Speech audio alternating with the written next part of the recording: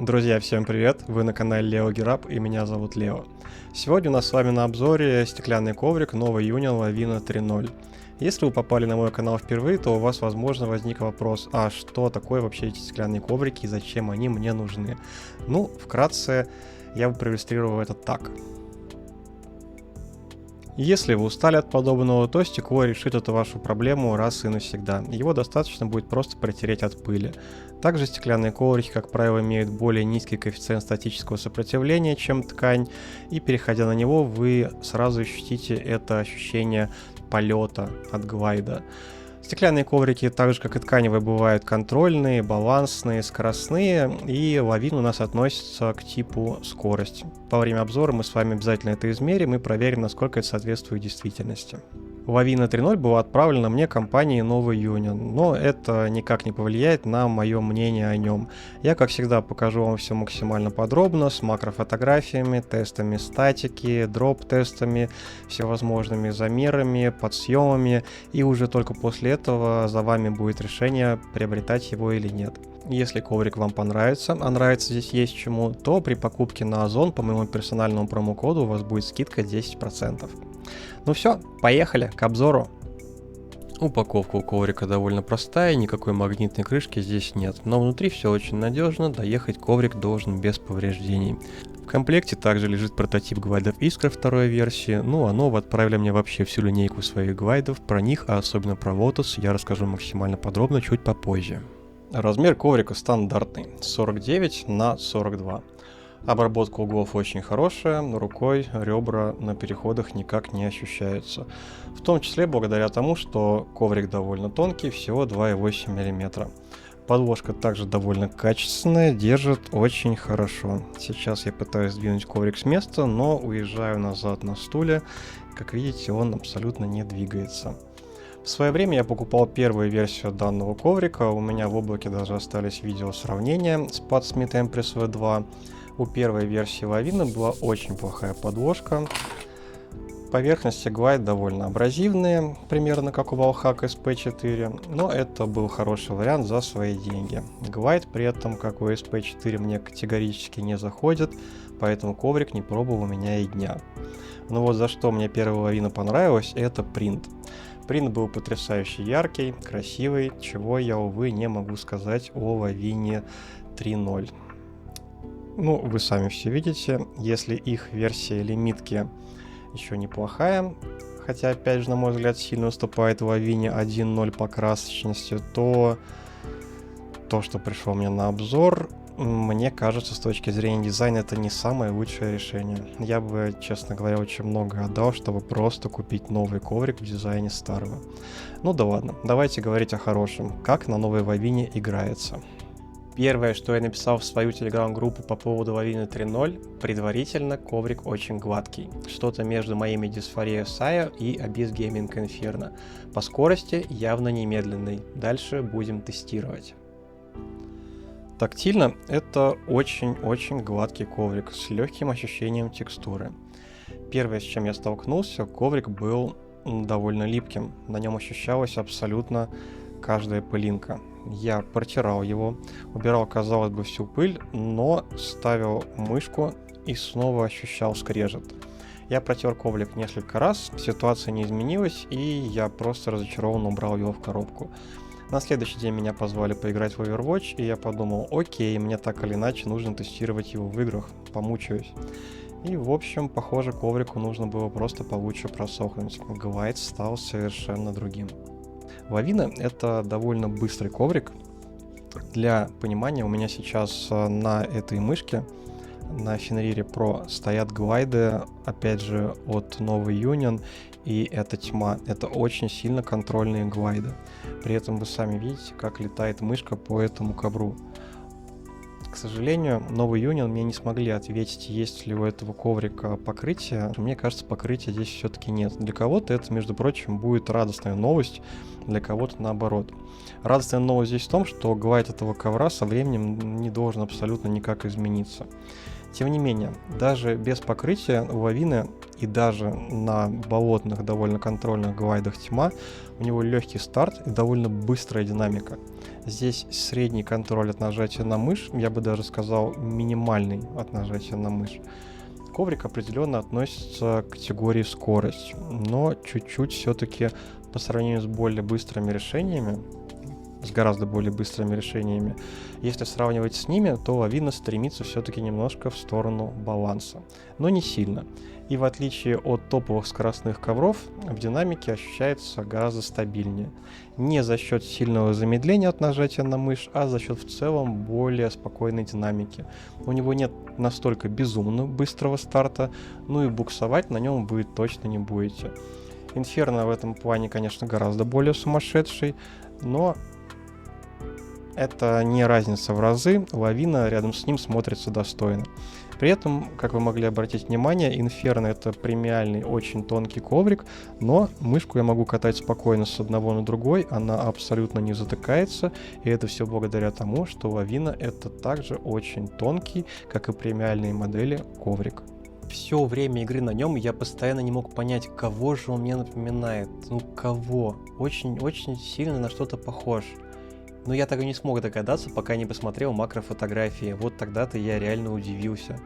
Прямо сейчас, зайдя на Озон, вы можете найти в продаже коврик полночь Неоми. Его стоимость от 10 тысяч рублей. Он не самый известный на рынке, но его текстура точно стоит внимания. Если на обычных коврах текстура похожа на зерно, то здесь это снежинки. И те же самые снежинки вы можете наблюдать на Авине. Интересно, ребята из Нового Union осознанно выбирали для своего коврика с названием Авина поверхность в виде снежинок или нет? Если да, то это очень крутое внимание к деталям. Ребята из Нового Union, если вам нужны макрофотки в качестве без сжатия, напишите мне, я обязательно поделюсь. Ну и макрофотографии с видом сверху. Здесь мы тоже видим, что Авина — это фактически Неоми другого цвета. Одна и та же форма, разве что Авина немножко более плоская, а Неоми имеет больше крутых пиков.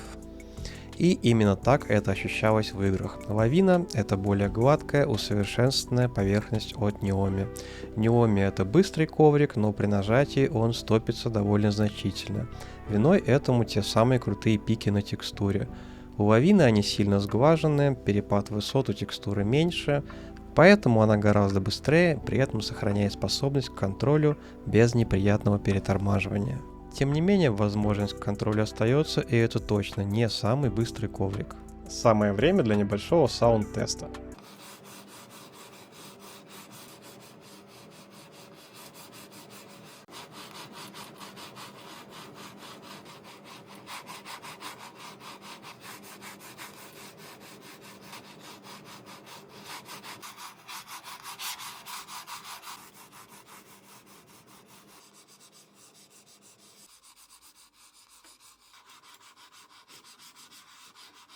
Далее на очереди тесты коэффициента статического сопротивления, которые показывают, как легко сдвинуть мышку с места.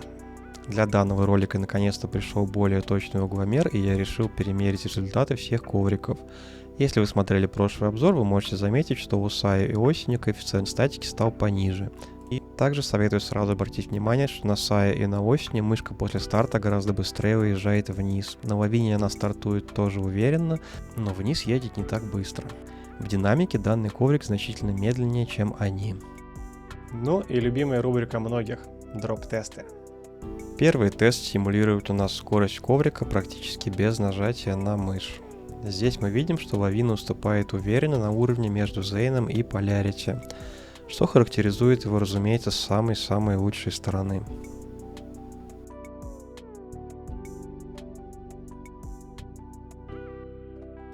Второй дроп-тест мы проводим с тяжелой мышкой 312 грамм. Этим мы пытаемся симулировать среднее нажатие на мышь. И здесь мы видим, что Авина опять чувствует себя очень уверенно, выступает на уровне между Полярити, Титаном и Зейном. Также нельзя не заметить, что она опережает Рин, который позиционируется как скоростной коврик. И теперь оба дропа друг под другом, чтобы вы могли наглядно увидеть, как меняются позиции ковриков от нажима. Друзья, по просьбам подписчиков я создал телеграм-канал. Там вы сможете почитать новости, увидеть дополнительный контент, а также пообщаться со мной и другими участниками чата. Залетайте!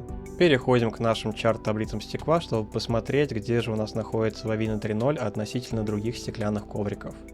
Итак, у нас есть градация от гладких ковриков к текстурным и от медленных к быстрым. Сначала мы выстраиваем коврики с учетом скорости без нажима. Лавина — это у нас довольно быстрый коврик, который при этом очень сильно гладкий и в целом очень сильно похож на Glassworks Polarity. Дальше мы выстраиваем коврики по скорости под нажимом. И здесь для лавины ничего особо не меняется. Она все так же держится возле Glassworks Polarity. Лавина — это гладкий коврик со средним замедлением от нажима. Отдельно давайте разберем линейку глайдов Новый Union. С глайдами Новый Union я знаком довольно давно, с самого первого их появления, когда Искра появилась еще в простом пакетике.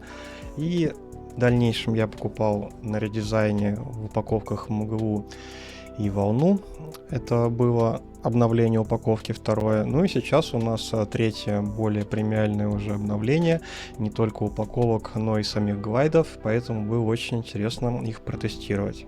Так, я постарался получше притереть глайды, поиграл на каждых по 3 часа минимум, дольше чисто физически не успеваю, но этого достаточно. Так что давайте очень вкратце.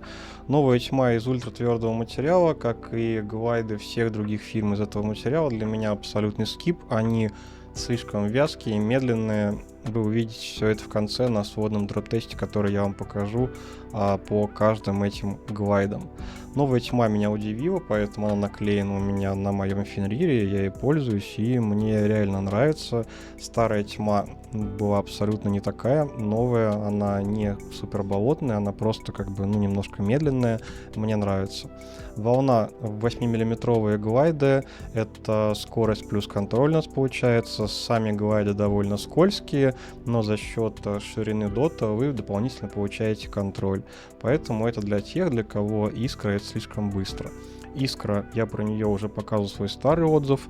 Новые доты сохранили все свои достоинства, при этом они, на мой взгляд, потеряли такую мерзкую черту, которая была у старой Искры. Когда старая Искра сильно раскатывалась, вы получали какую-то неустойчивость. В новой, мне кажется, именно этот недостаток убрали, все остальное осталось по-прежнему. Мгла все еще самые быстрые доты от Новой Union. Они очень быстрые, хорошо передают текстуру, у них быстрый старт, низкая статика. Это просто самое быстрое решение. Lotus при этом я не случайно для вас сразу визуально расположил под Искрой, потому что по скорости это плюс-минус то же самое. Но вот в отличие от Искры и Мглы, Lotus это быстрые доты от Новой Union, которые при этом минимально передают текстуру, они очень плавные, они очень тихие. Это в принципе самые тихие глайды из всей линейки.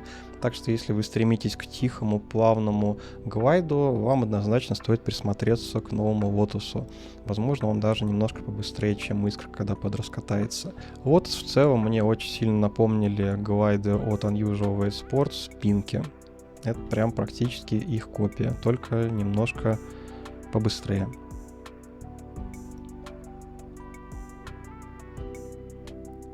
В целом все глайды оставили очень положительные впечатления, а вот эта троица прям очень круто.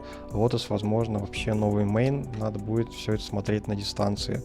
Не уверен, что они превзойдут моих любимчиков, но точно станут одними из.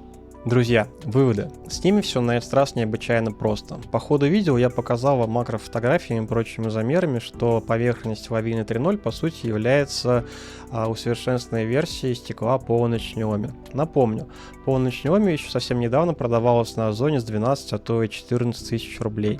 Так что за в 2 раза меньшую цену, а с моим промокодом еще на 10% дешевле, вы по сути получаете топовую поверхность категории баланс с уклоном в скорость. По сути, единственная проблема, с которой я столкнулся при использовании Лавины 3.0, это практически абсолютная невозможность использования без рукава. Без рукава у меня рука довольно сильно прилипала, также на коврике довольно сильно ощущается пыль. Но при использовании с рукавом этих проблем замечено не было, так что можно смело рекомендовать его к покупке. Друзья, если у вас остались какие-либо вопросы, я всегда на них отвечаю в комментариях, а также в своем телеграм-канале. Подписывайтесь, оставляйте комментарии, ставьте лайки, а на сегодня у меня все. Пока!